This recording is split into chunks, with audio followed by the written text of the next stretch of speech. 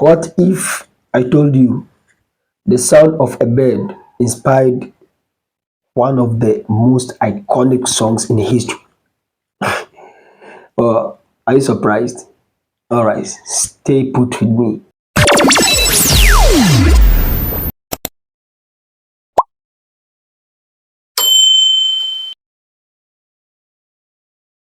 Ladies and gentlemen, my name is Biggadanlyf and I'm a recording artist and lyricist from Ghana. And today I bring you another iconic presentation on one of the most iconic songs in the history. And you'll be more interested in this than the other one. Why? Because this one actually have a direct link with one of the most historic movements in the history of America.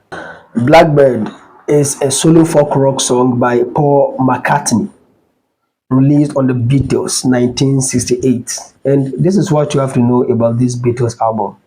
The Beatles album was also known as the White Album. It wasn't called the White Album in a racist tone. No, it was called the White Album because of the design of the album cover. The album cover was white, stuck, written only on it, the Beatles. So when it came out, people actually changed its name from the Beatles to what?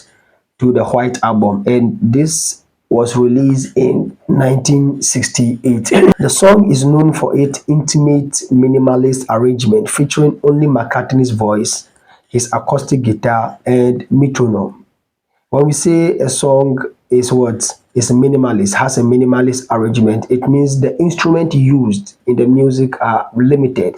It could be two instruments or it could be only three that produce the sound. Maybe a guitar and maybe something in addition, a piano. So it becomes what? A minimalist song. The message in this song is actually one of the most powerful ones I've ever seen. The civil rights movement, that is the main thing that inspired him. The civil rights movement, that is around 1954. Yes, the song was primarily inspired by the American civil rights movement. So McCartney was particularly moved by the struggle of the Little Rock Nine, a group of black students who faced extreme hostility while integrating a high school in 1957. And he wanted to write a song that could give them hope. And you see, a 1968 recording of McCartney confirmed this is his original inspiration. In case you don't know anything about the civil rights movement, let me explain it to you. The civil rights movement started in around 1954 and it was led by Martin Luther the King Jr. and some other influential people. And you see, this movement really has a different, a unique motive, meaning one motive. The motive is to what? To call for equality and end to segregation and lawful discrimination and disenfranchisement in the United States of America. This movement started in 1954 and ended in 1968, just around the time McCartney wrote the song. So that's what inspired him. And in case you don't know the Little Rock Nine, they were a group of black students who faced extreme hostility. So this is what there is all white school that time that these nine students wanted to go. People actually scolded them, saying a whole lot of things. We have the Minnie Jane Brown, the Elizabeth Eckford, Ernest Green, Thelma Mothershed, Melba Patillo, Gloria Ray, Terence Robert, Jefferson Thomas, and Carlotta Walks.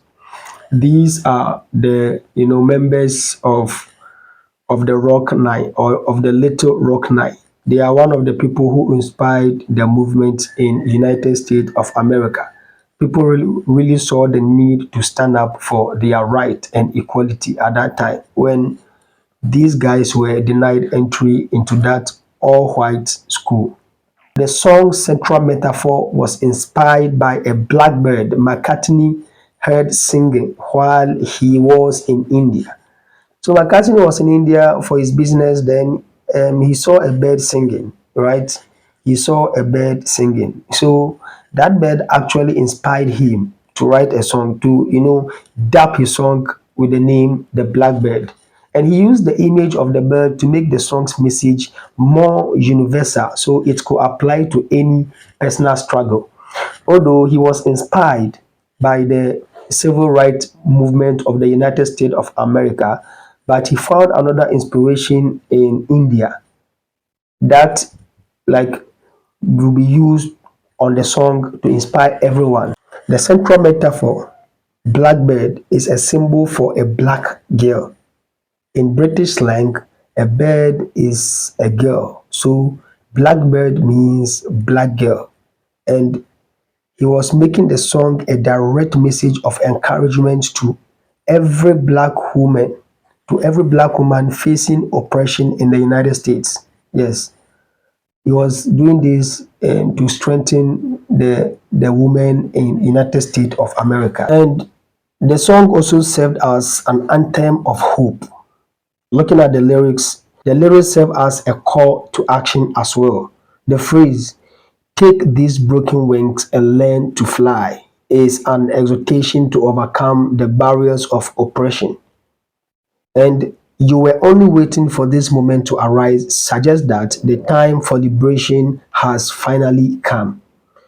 Around that time when, blacks were segregated and discriminated, there was this civil rights movement law that came into existence, and it was waiting for the approval of the government. You understand? So at that time, we could say they were near liberation. So that is what McCartney was actually talking about. He was giving them hope in the song, because that is what the song is meant to do, to give the blacks hope in United States. The song was tragically misinterpreted by cult leader Charles Manson. He believed Blackbird was a coded message for black Americans to start a race war, and he used that to justify a series of murders. So which means that when there is a murder somewhere, when a white folk dies, then he tried to attribute that to what? The Blackbird song, like trying to say McCartney actually gave the blacks what? Hope to be killing people. That's what it means. And that is a very tragic misinterpretation of the song. And I know it was intentional. Yes, it was intentional, just to, destroy the image of McCartney and the blacks movement. The song's purpose as a civil rights anthem was powerfully reaffirmed in 2016 when McCartney met two of the surviving members of the Little Rock Nine, calling it a full circle moment. The song found new relevance with Beyoncé's 2024 cover on her album Cowboy Carter by enlisting four black female country singers to join her. You see how she responded? Yes, that is wonderful. You see, she made some four black American women join her to sing in her album. Beyonce transformed the song from a statement of solidarity by an ally into a collective anthem of empowerment for black artists fighting for recognition in the country music industry. Do you think the song's purpose has been served well? If you think it has been served, tell me in the comment section why you think it has been served. Are you going without subscribing to my YouTube channel? Come on, my friend, do it, man.